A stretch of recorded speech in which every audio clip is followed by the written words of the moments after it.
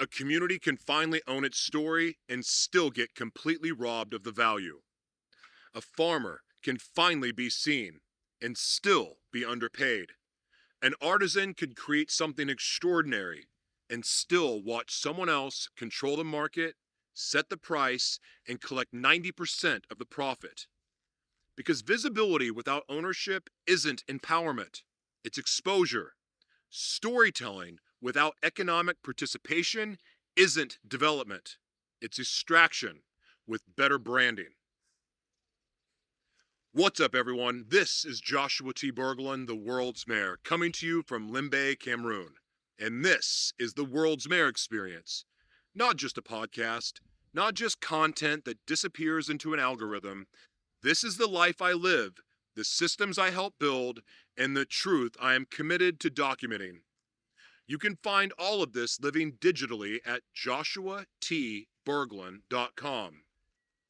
Today we are continuing our series on African trade, media, local economies, and the systems required to turn raw production into absolute sovereignty.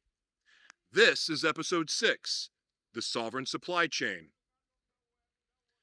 For generations, communities across Africa have created enormous value. Farmers grow the crops, artisans create the culture, the youth develop the ideas. But they are trapped in a cycle. You can grow the world's food and still struggle to feed your own family. Here's why. Production without power is the most dangerous trap in the global economy. Right now, somebody else controls the packaging. Somebody else controls the export. Somebody else controls the data, the customer, and the money. The community is handed the smallest fraction of the value they actually created. You can be busy and still be exploited. You can be visible and still be excluded. You can make the world's products and be unable to afford the finished version. That is production without power, and that is what we are here to break. That is why telling the story is not enough. The community must also own the sale. In my book, Media Company in a Box, I break down the methodology called the Sovereign Protocol. It is designed to give communities complete narrative ownership.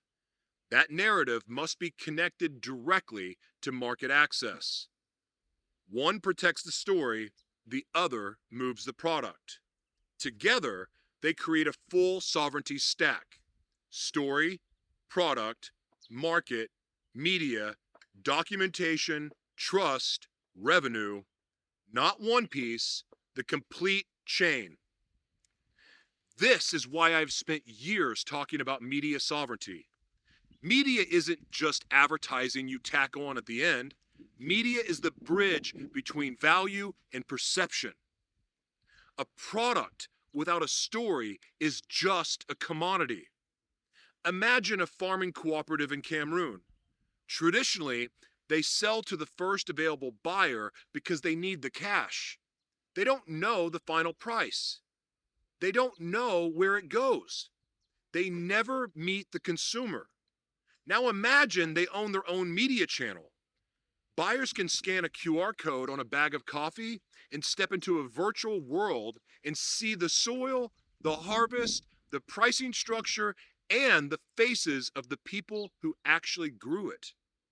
When the story remains attached to the product, the origin cannot be erased. And when the origin cannot be erased, the producer cannot be exploited. But let me be clear. The sovereign supply chain has to be ethical. We cannot use beautiful words to hide unfair agreements. Trust is not built by pretending failure never happens. What happens when a shipment is delayed? What happens when a harvest fails or a buyer changes the terms? Most systems go silent, but silence destroys trust. Transparency protects it.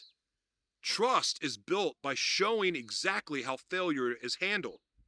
Say what happened. Explain the problem. Document the solution. Accountability is the ultimate brand strategy. Africa does not need more poverty branding. Africa needs value documentation. If you build your entire business on social media, you are building a house on rented land. Social media can bring you attention, but you must have somewhere to bring that attention home. Algorithms change, platforms disappear, reach is throttled overnight. Borrowed audiences are useful, owned relationships are sovereign. If you don't own the email list, the website, the WhatsApp community, or the direct buyer relationship, you don't own your future. I want to speak directly to you right now. To the farmers, your field is an economic channel. Document it. Do not let the world see the finished product and forget the hands that created it. To the women's groups, the trust you have built with each other can become a brand. That brand can become a market.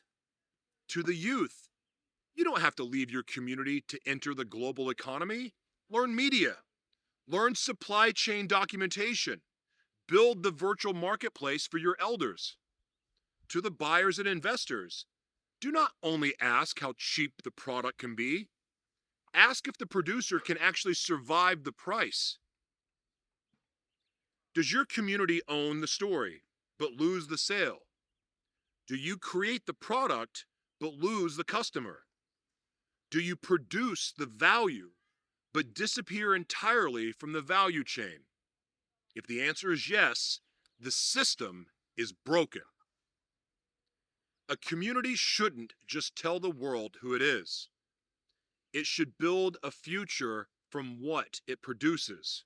Own the story, own the sale, own the relationship, own the future. God bless Cameroon, God bless Africa, God bless every farmer, cooperative, women's group, youth group, and artisan collective creating value the world has not yet learned how to honor. This is the World's Mayor Experience.